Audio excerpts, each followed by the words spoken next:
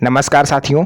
अगर आप एक पेंशनर हैं या आपके घर में कोई भी व्यक्ति ऐसा है जो पेंशन राशि का लाभ लेता है, चाहे किसी भी कैटेगरी का हो, चाहे वृद्धा पेंशन धारक हो, विधवा पेंशन हो या विकलांग पेंशन हो, तीनों ही कैटेगरी में से अगर किसी भी कैटेगरी का व्यक्ति आपके घर में है और सरकारी पेंशन लेते हैं, तो आज की वीडियो आप सभी के लिए बेहद महत्वपूर्ण होने जा रही है, क्योंकि अब मैं आपको बताने वाला हूँ कि सरकार ने सख्ती शुरू कर दी है।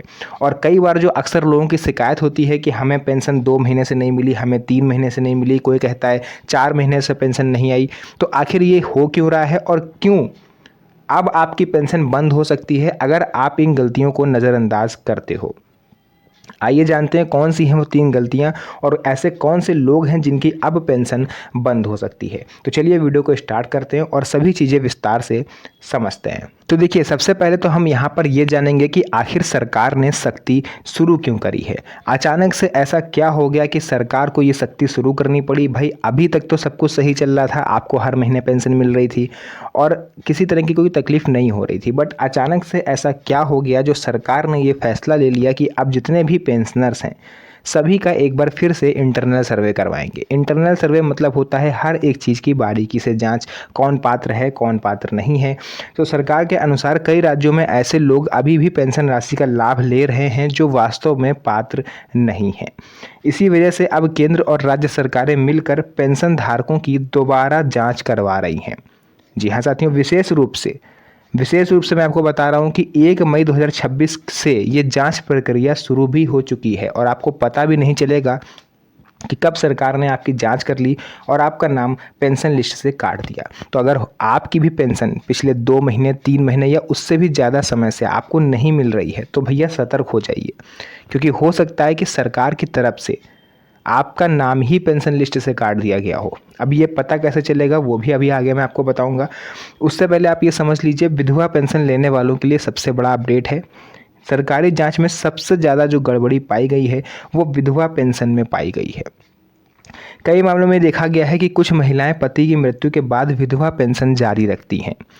भाई पति की मृत्यु हो गई तब तो आप एलिजिबल हो विधवा पेंशन लेने के लिए, बट हस्बैंड की डेथ के बाद कई महिलाएं ऐसी होती हैं जो कुछ टाइम बाद पुनर्विवाह कर लेती हैं, यानी किसी दूसरे व्यक्ति से उन्होंने शादी कर ली, लेकिन फिर भी वो सरकार को सूचित नहीं करती हैं और विधवा पेंशन का लाभ लेती रहती हैं। अब आप खुद सोचो, अगर आप एक स्त्री हो, क्या शादी हो जाने के बाद आपको विधवा पेंशन का लाभ लेना शोभा दे रहा है? चलिए शोभा को किनारे करते हैं। क्या सच में आप सोच के देखो कि आप पात्र ना होते हुए भी किसी ऐसी चीज़ का लाभ ले रही हो सकता है कि आपकी वजह से किसी दूसरी महिला जो सच में विधवा महिला है उसको आप उसका लाभ ना मिल पा रहा हो। आप उन पैसों को ना लो तो वही पैसे उसको चले जाएंगे, आप तो वैसे भी आपके हस्बैंड हैं।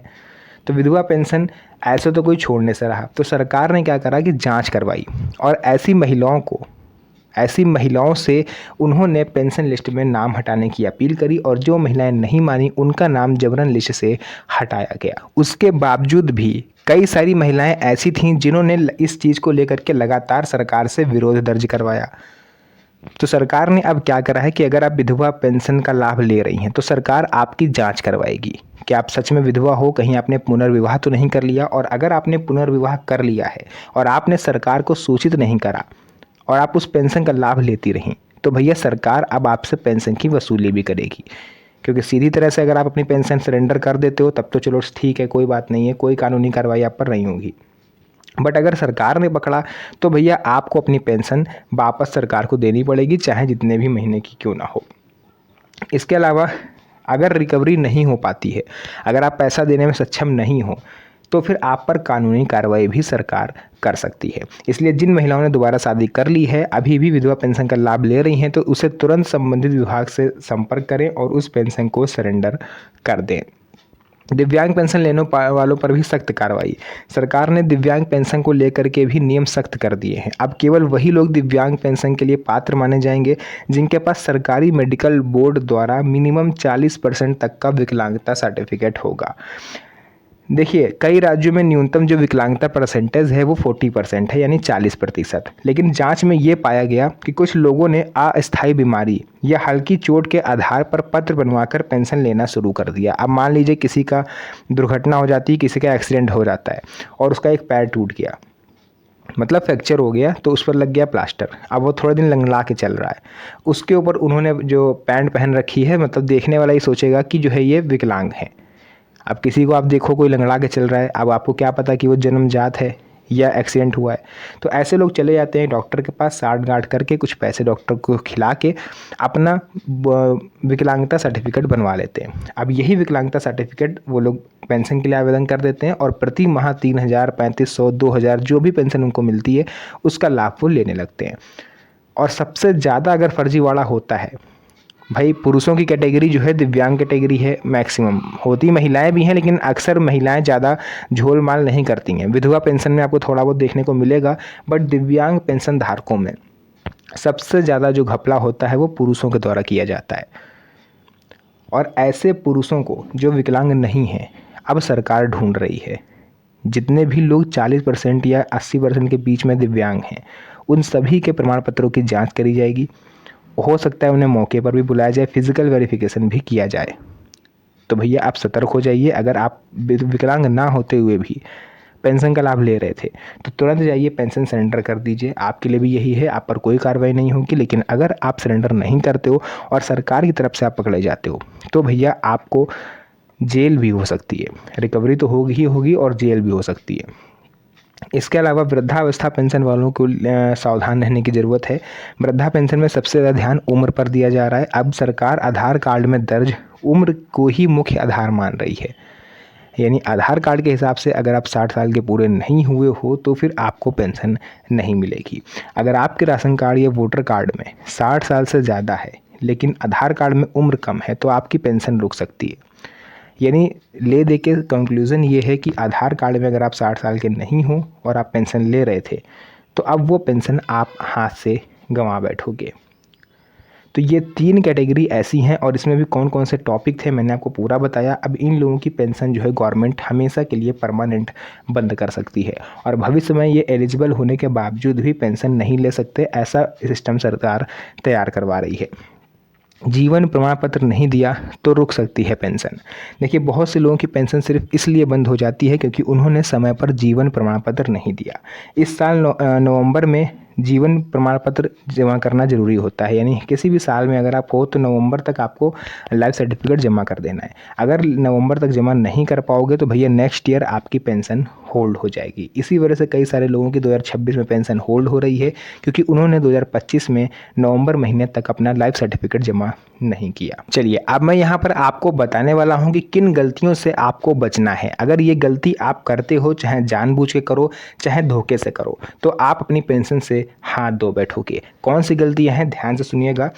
नाम की स्पेलिंग अलग अलग होना। बैंक खाते में आपके अगर अलग नाम है, आधार कार्ड में अलग है, राशन कार्ड में अलग है, भले चाहे एक स्पेलिंग मात्र का ही मिस्टेक हो तो भी आपका जो पेंशन का आवेदन है या जो भी आप पेंशन लेते आ रहे थे उसको डाटा मिसमैच के तहत रिजेक्ट कर दिया जाएगा या बंद कर दिया जाएगा।